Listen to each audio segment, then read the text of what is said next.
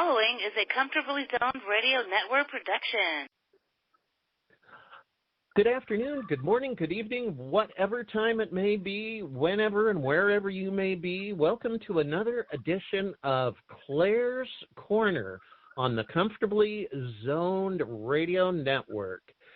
It has been about a year since I launched this podcast, and tonight, it's tonight as we record, I am really pleased to welcome back actually my very first guest, Bethany Grace Howe.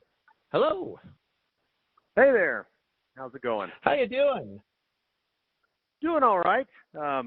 Speaking of recording times, I'm just hopping between flights. I'm out of New Orleans back home to Oregon, so I think I'm on the West Coast time zone. Very good, very good. But your body will let you know sooner or later. So... Yeah, my body will let me know as I get older. It finds it does that more and more frequently. Amen. Amen. All right, folks, just to refresh, or if you didn't hear our program a year ago, Bethany and I have known each other more than 10 years, I suppose. Yeah. Oh, yeah. We both lived in Lincoln County, on the beautiful Oregon coast. I'm still there. Bethany is not far away in Eugene. And the way I'll put it, and I don't know if you would phrase it a different way, when we first met, we were both presenting ourselves to the world as males. But about 3 years ago, thank you.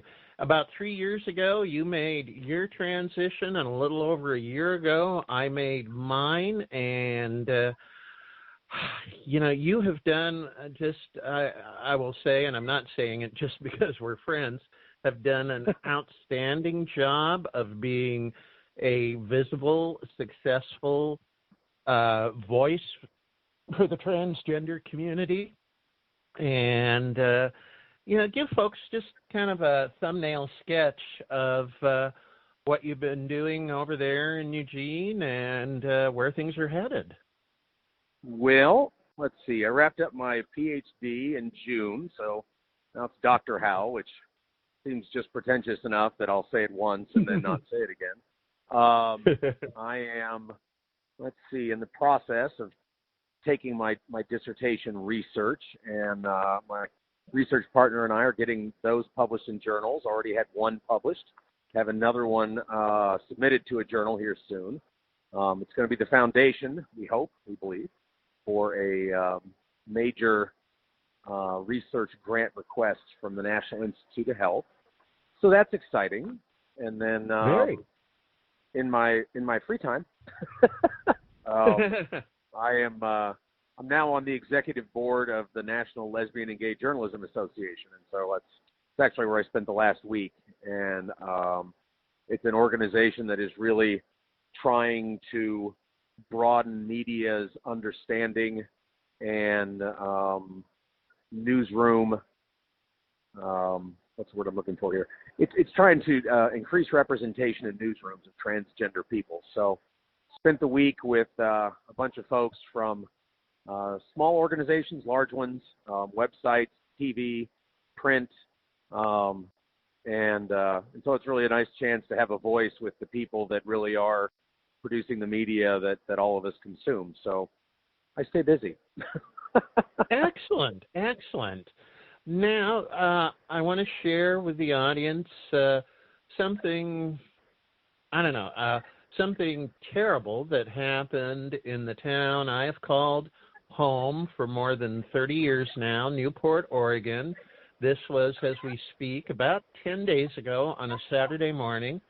A young transgender woman who had recently relocated to Oregon from Utah used the restroom, the public restroom, the women's room at Agate Beach State Park in Newport. And apparently there was another woman in the restroom at the same time she was, and this young woman, Lauren Jackson, goes back to her car and is fixing herself some breakfast, and apparently the woman said something I'm not sure if this guy is her husband, boyfriend, or what, but he becomes enraged, comes flying across the parking lot, grabs Lauren, and beats her rather brutally. She suffered a fractured skull, multiple breaks of her jaw. Luckily, somebody at that point pulled him off of her.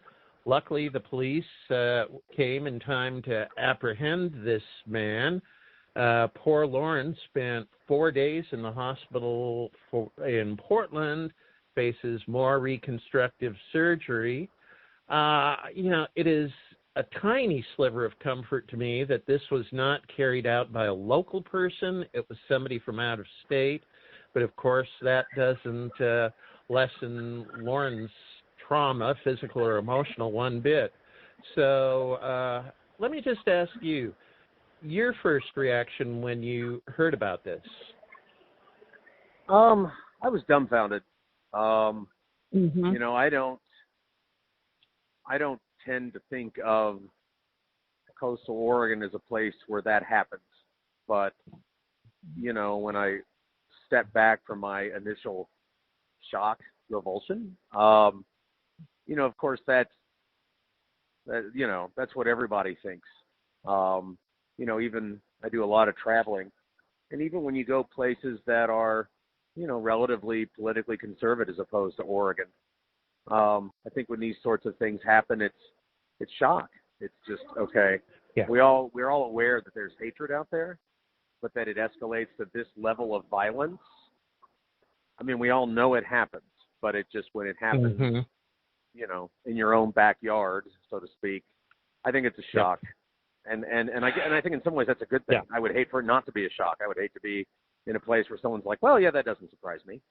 So, but it's the conference I was at in New Orleans, as I say, there were people there from media all over the country, and I had folks talk to me about it, that they'd heard about it, just bringing it up to me in the context of talking about transgender people, media coverage, and I was like, yeah, that's actually in the county I called home for a decade, and they just were, wow, you know, doubly shocked with the connection. Yeah, you know, and our local police department did not issue a news release on it, but the social grapevine, social media, things started getting out, and also I'm very glad a group of ministers in this county absolutely decided there was a need to make a very strong statement, and I worked with them, and I'm going to take a tiny bit of credit, not that there really needs to be any credit in this, but between us, we engaged the ABC affiliate out of Portland.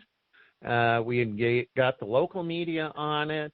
Once the Portland ABC affiliate aired it, their sister station in Seattle picked it up, and it wasn't too long. You know, if you use Google News to search this out, there are hundreds and hundreds of references, and so it went viral pretty quickly. Yeah, no, absolutely. I've got a friend of mine that works with the Matthew Shepard Foundation. She works with Stonewall 50. She works with a lot of national groups, and you know, she was the one I was talking to at dinner, and she just said, "Hey, I saw that case out on the Oregon coast," and I was like, "Good." Not good it happened, but good that the news is going coast to coast. So, nice job. Exactly. And I'm really proud of the ministers who, they organized kind of an impromptu vigil at the courthouse when Lauren came back to town to testify at a grand jury hearing.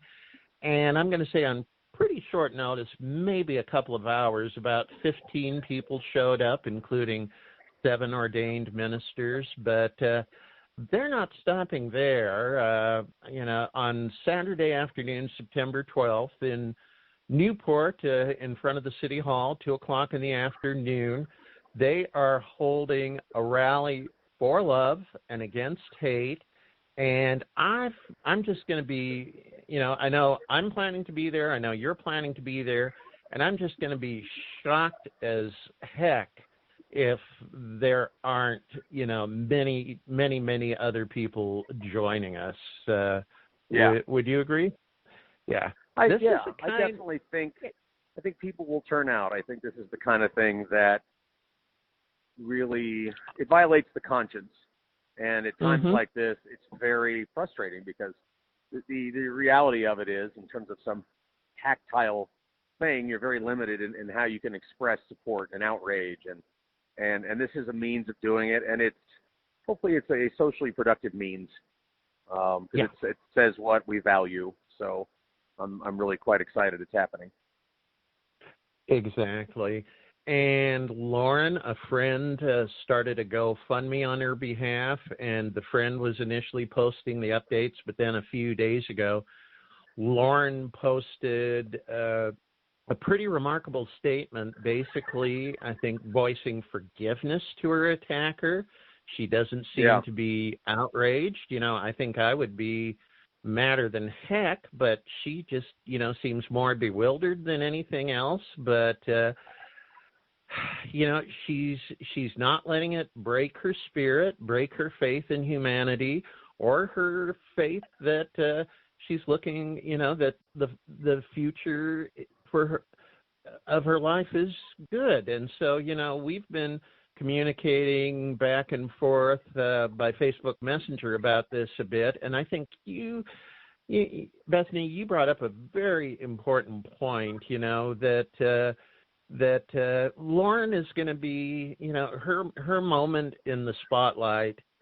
It's going to be, relatively brief in the scale of things, and as people's attention moves on, but that this is going to be something that's going to be with her for the rest of her life.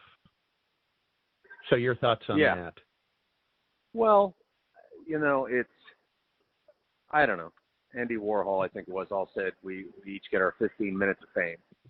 And what I would hate to see, what too often happens in these cases, is that her 15 minutes of fame is as a victim. And that is the way she is remembered. That is the way she is perceived. And, the fact that she's kind of speaking out and trying not to just let her identity be solely defined by victimhood, I think is obviously exceptional.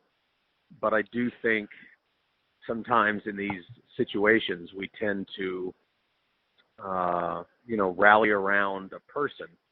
And then when we feel like we've, as I said, sometimes you just want to do something.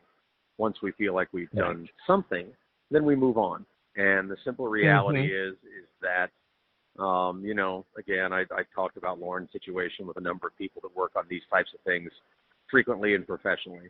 And, what they all cautioned me about, and kind of cautioned all of us about, was make sure that in the weeks and months to come that she maintains the support that she has now, because this is going to transcend just one or two things. And so I think that's really the challenge, is how do we continue to provide that support, because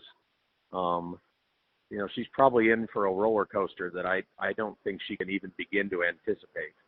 And I'm encouraged by the fact that she seems to have an innate optimism that a lot of people don't have. But I also know from personal experience, sometimes when you're innately optimistic and something comes along that profoundly disrupts that, that can also be a real crisis of faith.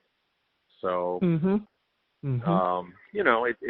as somebody who studies media, analyzes media, just, I obviously don't know how Lauren's story will end up, but I know far too often how these stories can develop once the headlines go away and the TV cameras are off. And hopefully, being aware of those, we can keep that from happening. Yeah, so let's kind of circle back to the fact that you are just wrapping up, was it 5 days at a conference of LGBTQ journalists? So, we live in this really sad world where it seems like a transgender woman, and so far I believe they've all been women of color this year, is murdered about, I believe, on average, about once every 2 weeks. So how do we get a more nuanced, a richer story out there? I mean, how do we make people aware that this violence is happening and continues to happen and needs to be addressed, but, at the same time, make sure that we're portrayed more than just victims, as, whole, successful people who really aren't that different than the folks surrounding us. Well, and I think you raise a valuable point there. Sorry, they're doing overhead announcements here. That's okay. Is that it's this fine balancing act between wanting to really get people to understand the epidemic of violence that there is in this country against transgender women of color, but we also don't want to get it to where the only time we tell their stories is when something bad has happened. As somebody said to me when I was in New Orleans, she said, we appreciate the fact that you're starting to write about us when we're dead, but we'd also like you to write about us when we're alive. And I think that's really the challenge, is how do we do that?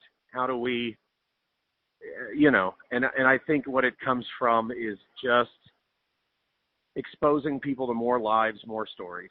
And it's like anything, it's like the story of the transgender community in Lincoln County, Oregon.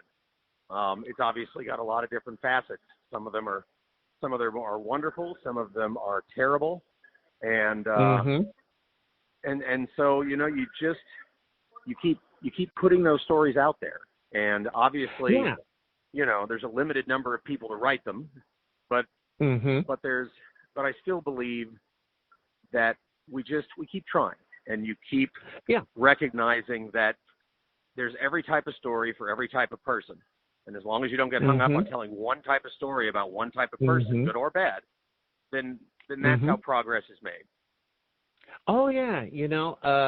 Somebody who is a real ally and upstander for the LGBTQ community, I ran into her in the store this past weekend, and, she was thanking me for kind of being a witness and advocate for Lauren, and I thanked her in return, but I said, I couldn't live with myself if I did anything less. But she got to talking about how years ago her husband, had a rather stereotypical view of gay people as, just outlandish, wrong, degenerate.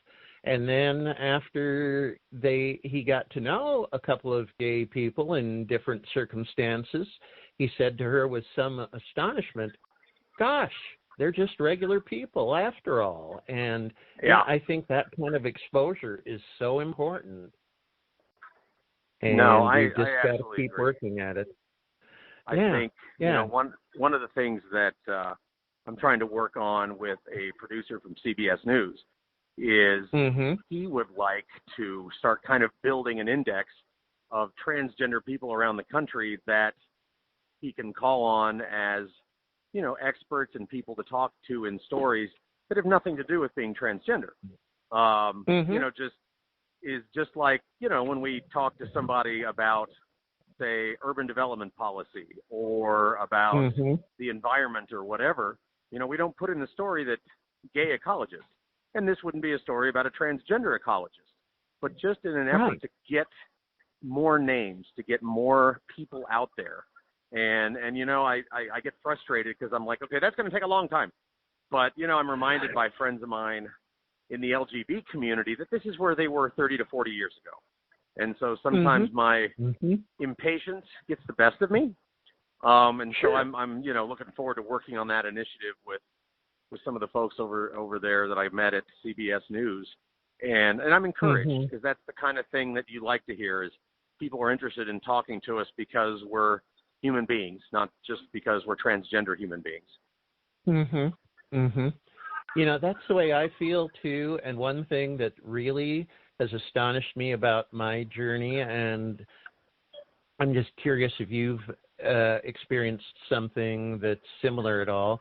I thought because I do have some fame or maybe notoriety here in Lincoln County, having been a journalist for 15 years and then an elected official for 15 years, I just thought me coming out, publicly transitioning, might inspire some LGBTQ people. But the number of people who have essentially told me, they're not part of the community, but they have still taken great, comfort and strength in my story. And, then it finally sunk in through my thick Germanic skull that, probably just about everyone around us is struggling with some kind of burden, some kind of sorrow, some kind of unjustified shame. And when they see another person overcoming an obstacle, it really resonates. Well, and I agree, and totally. I mean, that's one of the things we talked about at the conference is, a lot of times, like editors, people that control what goes on the pages, what goes on the air, they're like, oh my God, another transgender story. And what you can do is that there are stories that can be told that involve transgender people, but they are about common struggles that all people face, crises of identity, of intolerance. And you can tell those stories concurrent with the stories of all kinds of other people. And I think that does two things. Number one, it allows us to be seen as the same as other people. We have a bit of a different struggle, one that most people find quite difficult to understand. But the point is there is a struggle there, and more to the point, it allows us to see that we're not alone. I mean, I think sometimes, we're a very small percentage of the population, and we feel like, okay, I'm totally alone in this. Nobody gets me. Nobody understands this. And I think sometimes when you really get the opportunity to sit down and talk to other people, other identities that are also wrestling with things, you discover that, there are things we do not have in common, but there are so many things that we do. And it's, I hear all the time that maybe the LGBT community needs to be the LGBT community and the T needs to be separate. And I don't agree. We have so many parallel struggles. We have so many historical similarities that to say that what makes us different is so much more important than what we have in common, I just don't get it, and I can't support it. No. I think I am a rather passionate baseball fan. Yeah. And somewhere in my searching on the internet for information, stories, encouragement, I came across a TED Talk by a transgender woman who is also a baseball fan, and she used a baseball metaphor to talk about exactly the issue you're talking about, and her overarching point was that we've got far more in common than we do have separating us. But she said, her parallel is like a baseball game, said that the LGB folks are maybe on third base right now in terms of full rights and societal acceptance, and maybe we're still stuck at first base, but we're on the same path. So, absolutely. So, something I have said in my public talks, and I'd like to hear you agree, disagree, react. I've done about 4 or 5 of these now, and one of my frames says, to be transgender in 2019, I think for us it is the best of times and the worst of times, to steal directly from Charles Dickens. But do you see that? Would you agree, disagree? I do. I mean, I think, and I think Dickens phrases it in an interesting way, because I think sometimes what we tend to do is we look at the sum total of our losses, we look at the sum total of our gains, and then try to give it some kind of metric. And so you're like, okay, well, on a scale from, 1 to 10, we've gained 9 and we've lost 6. Therefore, we're at a positive 3. Things are better. And what I really think is that it's not an aggregate. It is they are two different scales, and they are measured maybe by the same things, but they aren't measured all at one time. They're measured kind of parallel. And so I do think I think there have been some exceptional gains. I also think there have been some exceptional losses. And what I feel like is that, you know, it's like looking at a wave curve where the highs are really high and the lows are really low. I think sometimes it's easy to get, especially now, to get wrapped up in the lows and lose sight of the highs. Sure. Having said that, I think depending on the community you're talking about and working with, they would tell you those highs and lows are separate things. And one of the things I've had to come to realize is that there are so many different communities within our community that something that I consider to be a really good thing, other members of our community are like, no, that's not a good thing at all. And so not only are we on, you know, two concurrent tracks in terms of positive and negative, but the way we measure them differs from person to person. And so, you know, I try to be mindful of that sometimes my privilege maybe blinds me or numbs me to certain things that I'm like, yeah, how could anyone not like this? And, you know, you'll meet somebody, it's like, let me explain to you how that really awesome thing totally screwed up my life. And at that point, you're like, oh. So, yeah, I mean, I think Dickens definitely got it right. Yeah. That's why we still read him 150 years later or whatever. Here's another thing that I take, great heart from, even though it's not really front and center compared to a lot of other issues. We do have several 2020 presidential candidates actually talking in a meaningful way about transgender issues. And I don't remember another presidential election in my lifetime where it was even a blip on the radar screen for any candidate. I don't either. I mean, I remember in the 2016 election, we kind of popped up a little bit on the radar, and oddly enough, it was Donald Trump that said he was fine with transgender people using the bathroom in his buildings. I mean, again, I feel like sometimes I just live in a bizarro world. But it was more like a sidelight or a distraction or something. I mean, it was there, but it wasn't there. We were a focal point. I feel like transgender people were more of a focal point in terms of the overall LGBT community. Sorry about that. Okay. I'm hoping Trish, party of two, gets her flight home. But I think now we are acknowledged as a distinct, if not political constituency, a distinct group of people that is under assault. And so people talk about that in the context of the Justice Department, Health and Human Services, the military. I mean, we are targeted like no other group. And so I think, you know, I get cynical sometimes, whether people are truly acknowledging our presence as a group that needs protection, or we simply are a very high profile and tactile example of the hostility and inhumanity of this administration.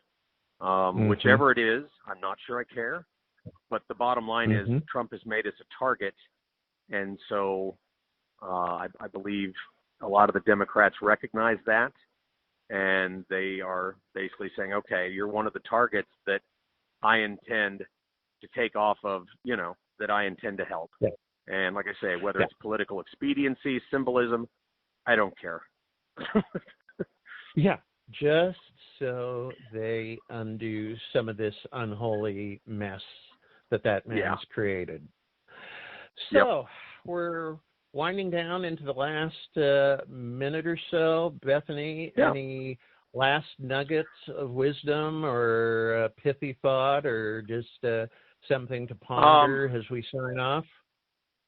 I've learned that at 51 years old, I should no longer go to conventions that are sponsored by alcohol corporations. That's a bit of wisdom.